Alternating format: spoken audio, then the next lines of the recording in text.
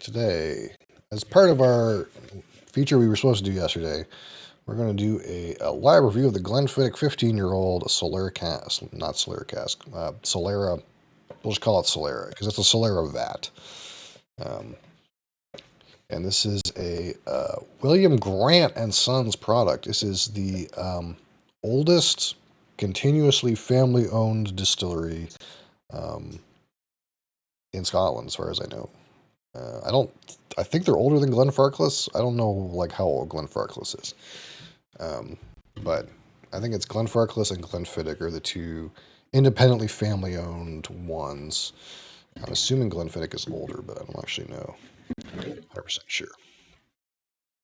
And this is a Speyside single malt Scotch whiskey.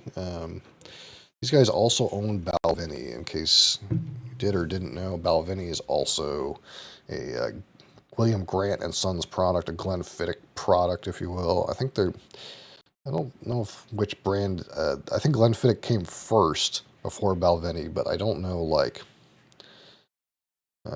which is like their more prominent brand. I think Glenfiddich is. I'm assuming Glenfiddich is, but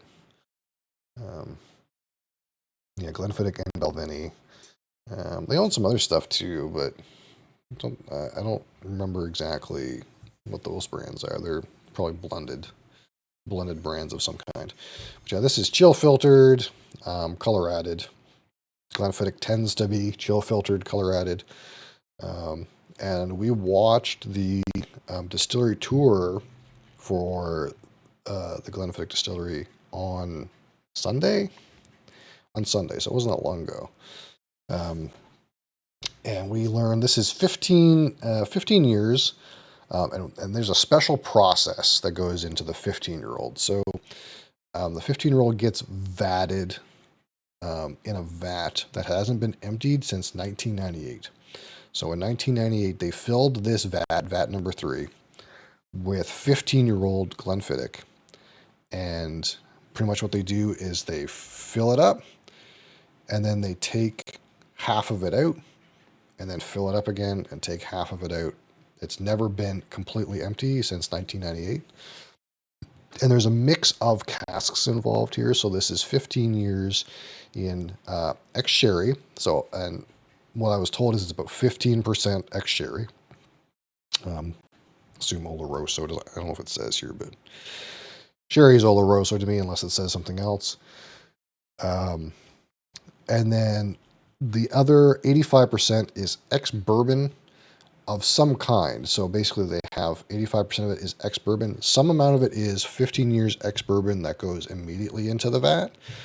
And then some amount of it is that 15-year ex-bourbon is then finished probably like 6 months or something like that. It is finished in a new charred oak, a virgin oak barrel, same as like bourbon is made with. So it's an ex-bourbon, 15 years, that's finished in new charred oak. Then it's put into the vat. And they're married in the vat for about 6 months before they get bottled. So 6 months in the vat, 15% ex-sherry, 85% mix of ex-bourbon and ex-bourbon finished in new charred oak. So that is the stick with this one. So it says Solera on it, but it's not like a sherry Solera where there's like barrels in a pyramid and it trickles down. It's not like that. It's kind of just like a big vat, a big Solera vat that gets married. Things get married in to help with the consistency. It doesn't age anything.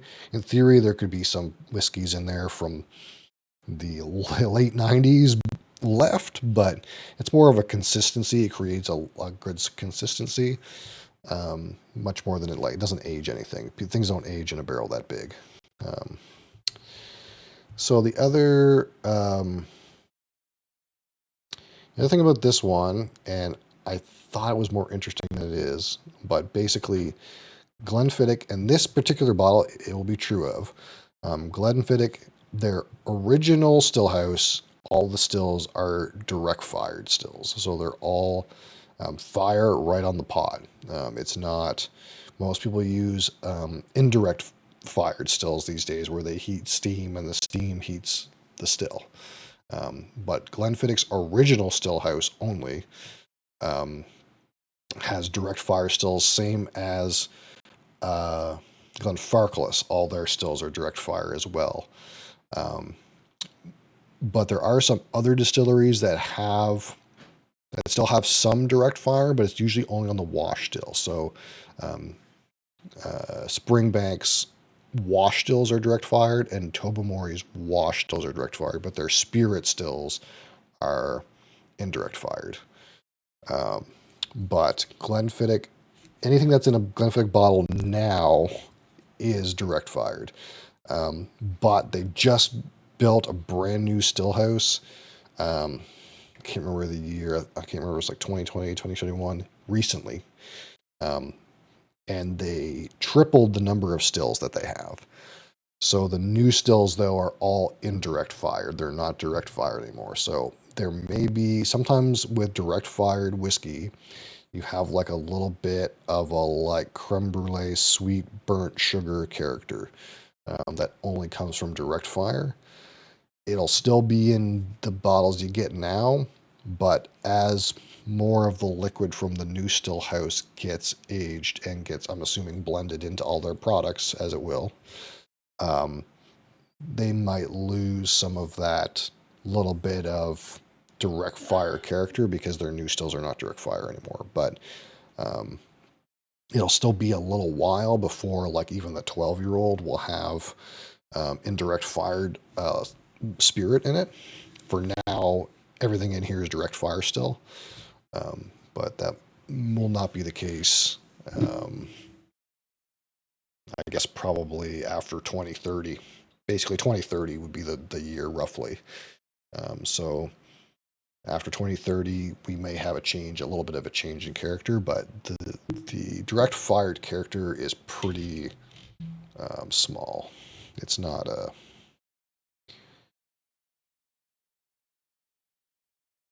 it's not a major player, but it's still something you're losing. Like a bit of a depth of flavor that you'd be losing. And again, the reason is just indirect fire stills are safer and more efficient. Um, it's a lot more harm to the pot if you got fired directly on the pot. And also, pots that are direct fired have to have like a chain inside the still to move the liquid around so that it doesn't get burnt to the bottom. Um, so you don't have to have that if it's indirect, as far as I know.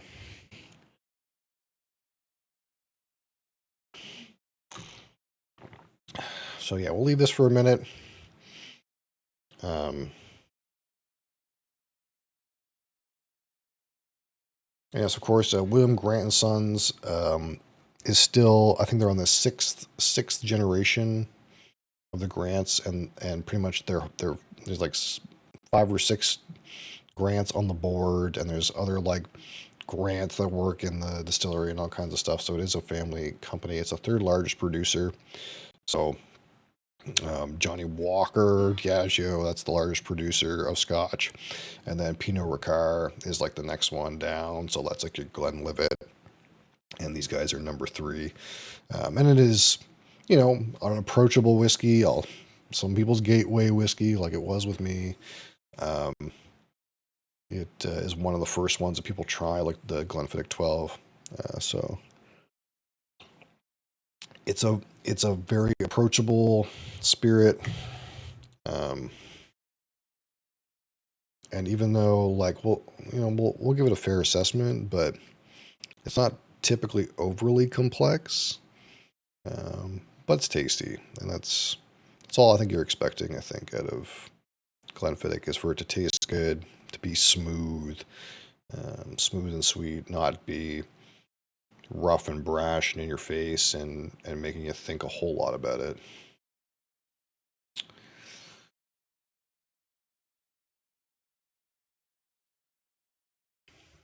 So again, we're going to rate this out of 100, 25 on aroma, 25 on palate, 25 on finish, 10 on texture, and 15 on experience.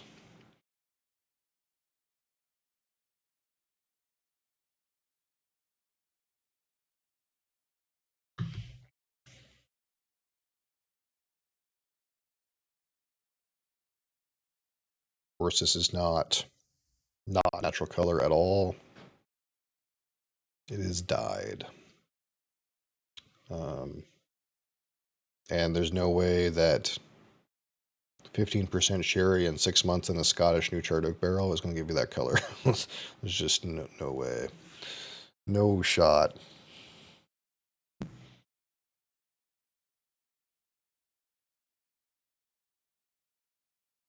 Coat's okay.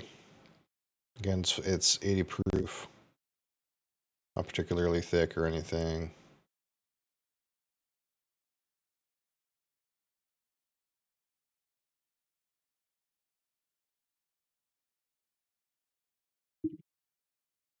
One of the major differences from this one and the 12 is like the sherry influence feels more impactful.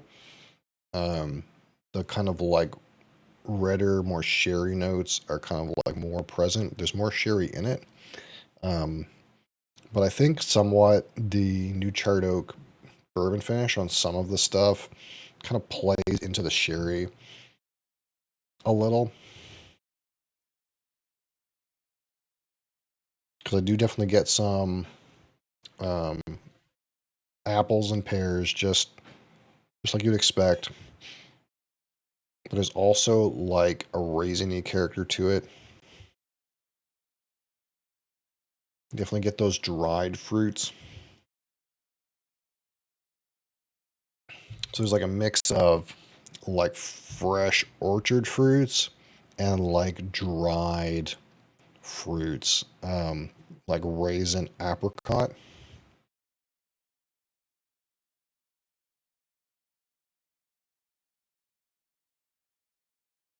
And the maltiness is present, but not the forefront right away.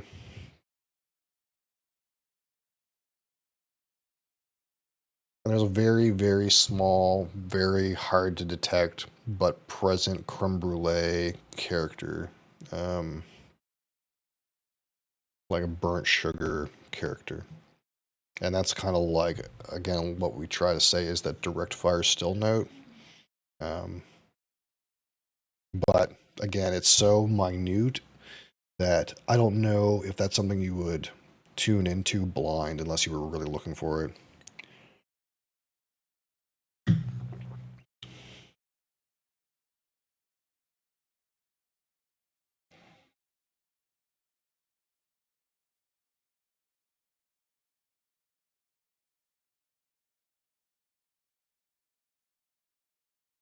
Some really faint butterscotch, but mostly fruit forward.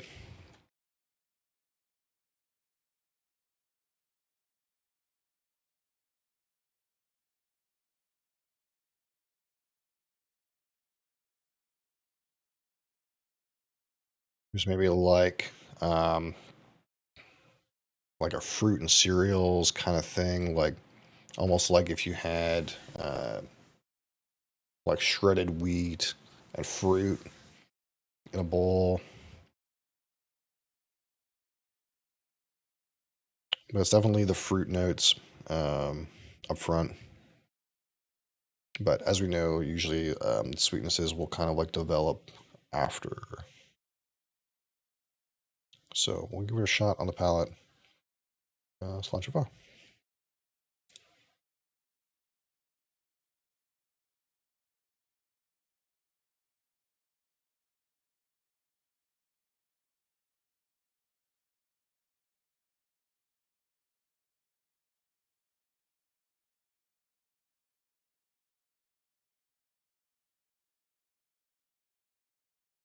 Pretty flavorful and easy to drink.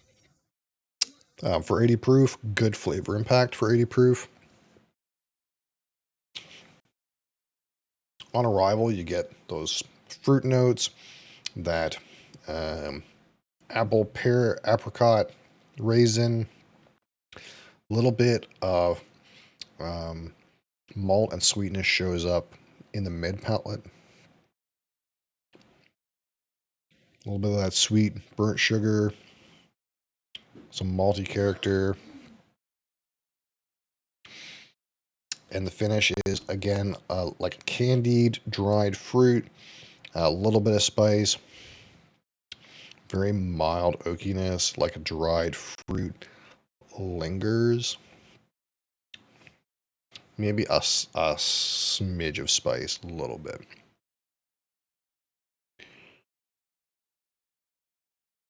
Drink's very easy, well balanced. Nothing sharp. Um, as you would expect for something that is 40% alcohol and very well married, vatted, um, married for a long time. It's very well integrated.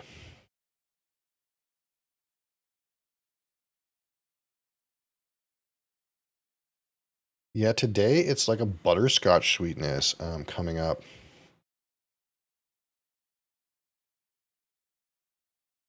Um,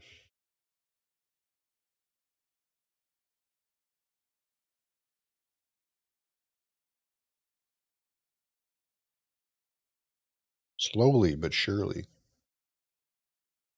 Slowly but surely.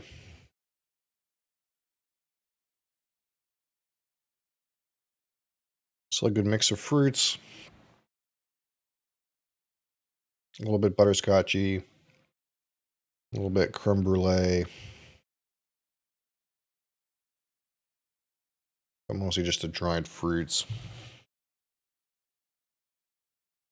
Nothing too crazy developing. Kind of like the same so far. Um,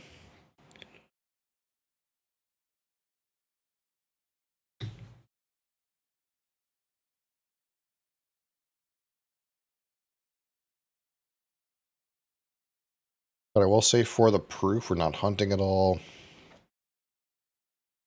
Feels well crafted. Obviously, it's a little older too, so we're not talking about 12 years, talking about 15 years. So you're gonna end up with less water to get to 40, nothing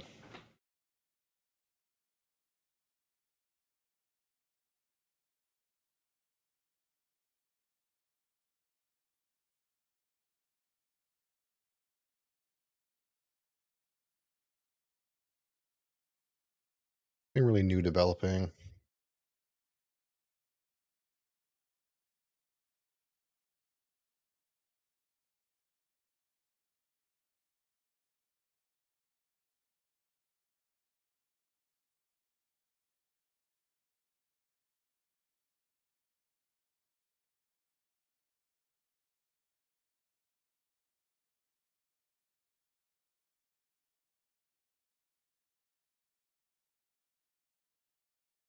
Yeah, it's about the same. It's definitely a good spice note on the finish, but just those lingering dry fruits, a little bit of sweetness. Nothing outstanding going on. The finish is like pretty good in length. We'll say like medium plus, say something like that. Haven't paid very much attention to the texture, but initially kind of seems fine. It's always wild to me sometimes that like you get these 80 proofers, and some of them come across so thin and watery, and then others seem to come across okay.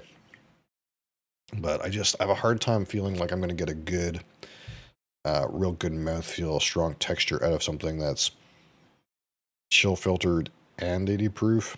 Um, it's pretty hard to achieve that, I imagine. That being said, how much difference does chill filtering make on mouthfeel? I suppose it's debatable, but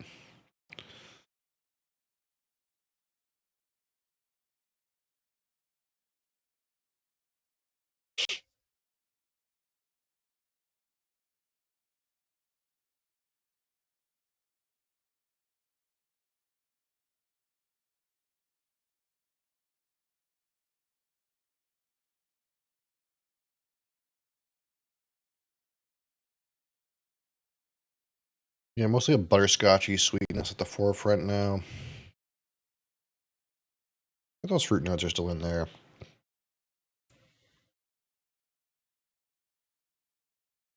Nothing really new and exciting going on.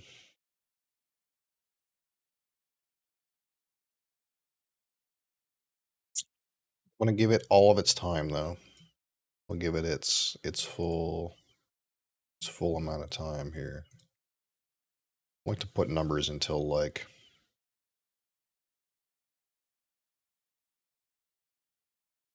at least 3 sips.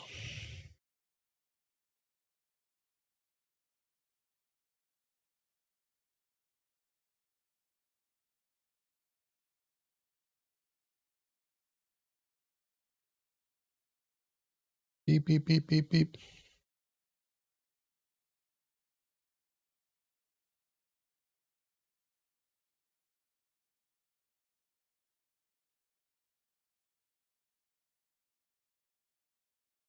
Getting a little bit of like a herbal, fresh cut grass note. It's a minor note, but it's in there among the fruits.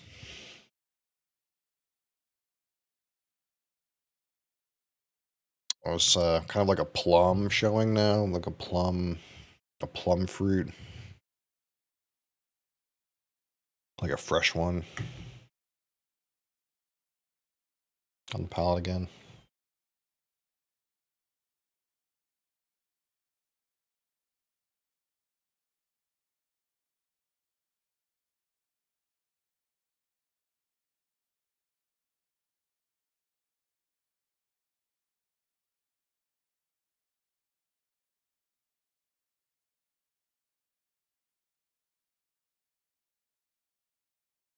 I feel like I get almost all of the nose notes on the palate, but they're not super duper loud. It's like they all come in at a very like medium intensity. It's not like any one particular one is stealing the show, but at the same time they're not that loud um, and intense and flavorful and juicy. It's kind of just like, hey, we're all kind of present. We're all kind of in here. We all got like that orchard fruit, dried fruit, spice, butterscotch. Like it's all in there, but it's like really like medium intensity. It's not as full bodied as you might want optimally.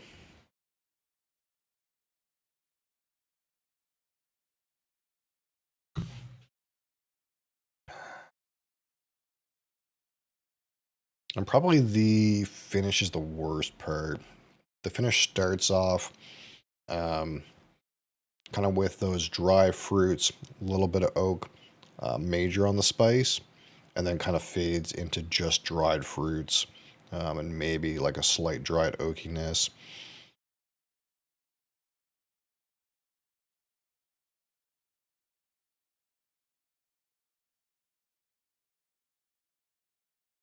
But this is like feels like it's common for me with some of these 40% alcohol scotches is like the nose is really pretty and the palate and finish could use some help. And I think it's just um, when it gets proofed down, the nose is less impacted.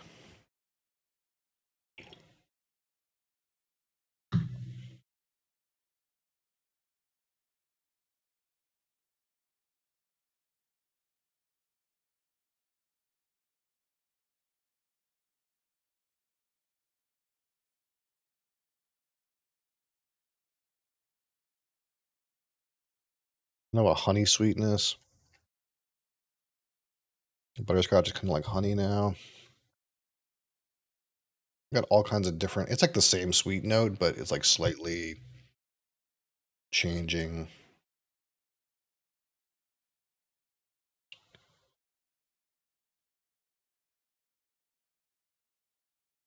All right, so let's try to put up a number for a 25. on the nose.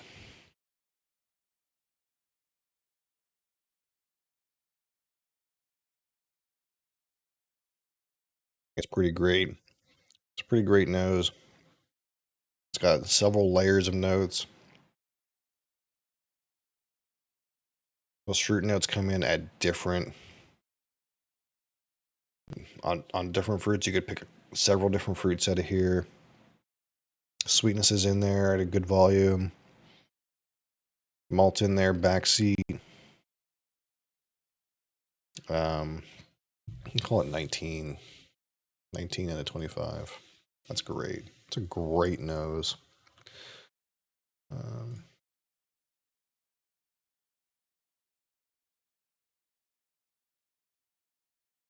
There's just enough variation. Every time I go in, I get something a little different, a little interesting.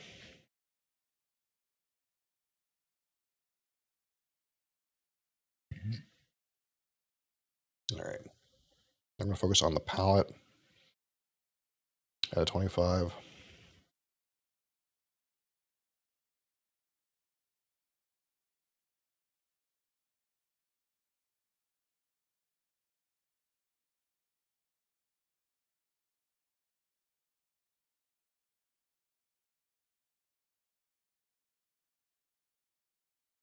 I'm going to try that again.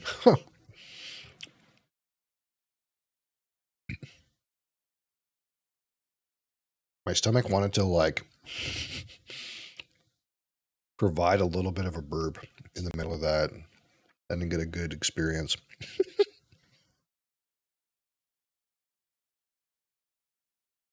about what you expect, though. It's like the nose notes, about medium volume. You get the fruit, you get the fresh fruit and the dried fruit, and the sweet note, and a little tiny bit of a spicy note, and a little tiny bit of a creme brulee note.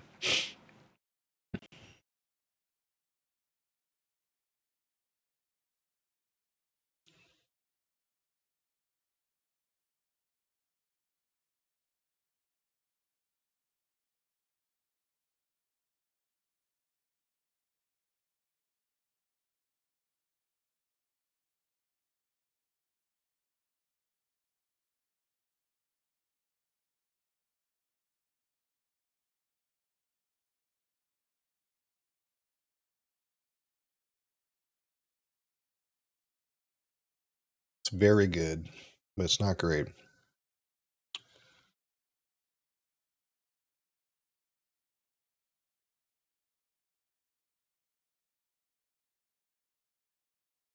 call it 16.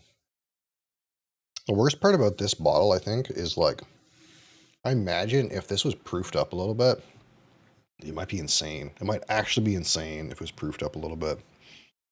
It's like one of these things that I keep saying, I think, about the Glenfiddich stuff is like,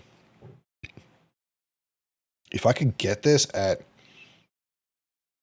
57% alcohol, I think they said that's the proof of the vat. If I could get this at 57% alcohol, whew, I feel like it'd be so good. But at 40, it's like, man, even if it was like 46 or 48, I feel like, man, this would just be so good.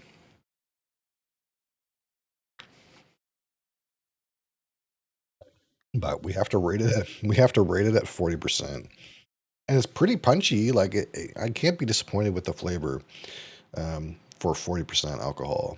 But um, I feel like that the palate is so tame. And the finish is so tame, and it's tamed by the proof. Um, you need more alcohol to carry more flavor. It's pretty hard to like make it punchier than this, I think, without reducing the water in here.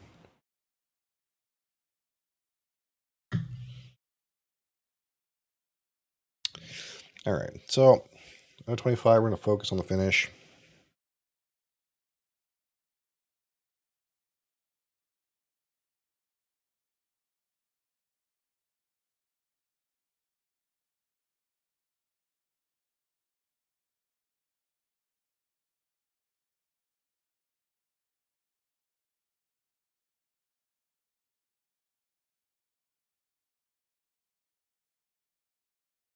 Initially, those fresh orchard fruits, then into the dried fruits, then into like major spice note, dry oakiness, and then dried fruits linger with oak. Medium plus. Um,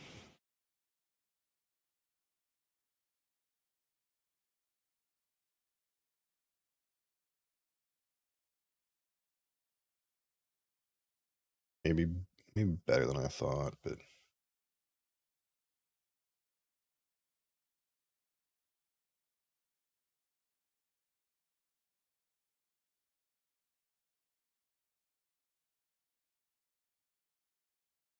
I'm going with 16 too. 16 on the finish. I actually thought it was going to be worse, but now that I'm really thinking about it, it's not too bad.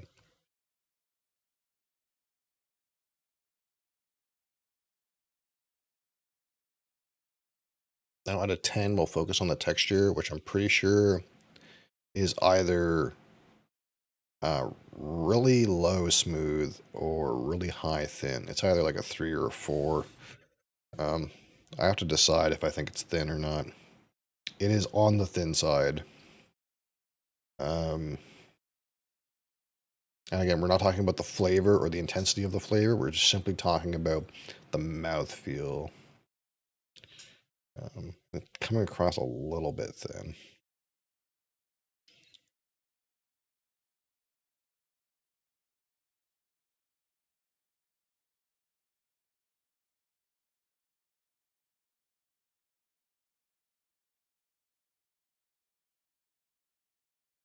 Yeah, I can't quite give it thin.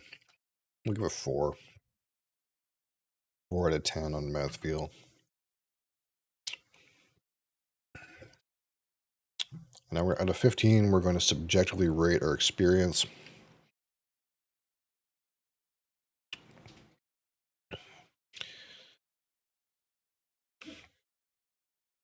I do enjoy this whiskey.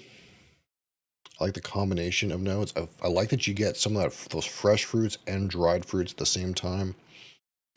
It's got some good sweetness in there. The palate and the finish are a little tame for me. I'd like if I got a little bit more of a punch, especially on the palate. I'd like a little bit more of a punch. Um, I like the little bit of creme brulee thing going on. I think it's well executed. It's well balanced. There's nothing poking. It's easy to drink, but it's also not doing anything wild. Like we really got to think about, hey, what's making this whiskey stand out? What's making this whiskey stand out compared to its uh, other compatriots? Which